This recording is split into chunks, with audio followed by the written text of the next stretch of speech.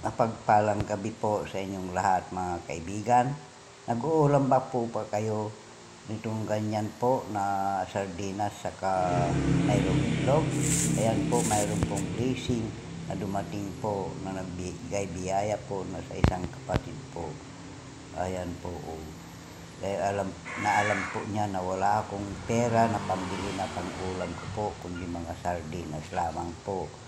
Ayan po, niluluto ko na po para magkaroon po ako ng sabaw po, Kaya salamat po sa inyo mga kaibigan sa pagsuporta po ninyo sa akin, sa aking mini vlog, sa short video, at saka ganito rin po. Ayan po, nilalagyan ko na ng asin at pinagsabay ko na po yung magic sarap para sa sabaw pa lang busog na busog ka na po.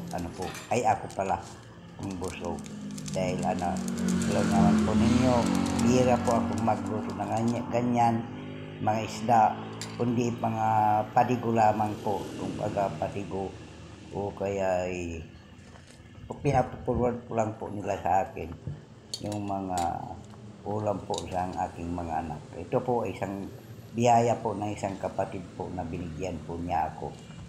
Kaya God bless po sa inyo, sa inyo na makapapanood po nito. Dahil talagang kapos po ako dahil wala pa po yung payout ko po na pambili ng aking mga ulam po upang wala sa bahay.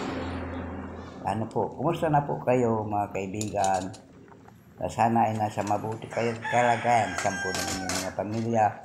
Ganon din po sa inyong mga trabaho. Ito, malapit na pong maluto at panghapunan na po, for dinner time.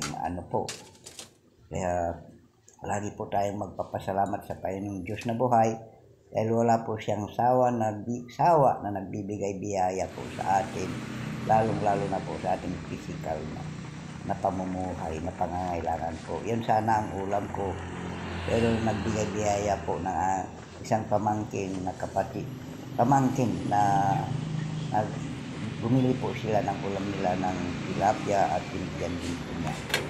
Maraming salamat po mga kaibigan sa inyong pagsubaybay at pagsuporta po sa atin. God bless po sa bawat isa po sa atin. Bye-bye po.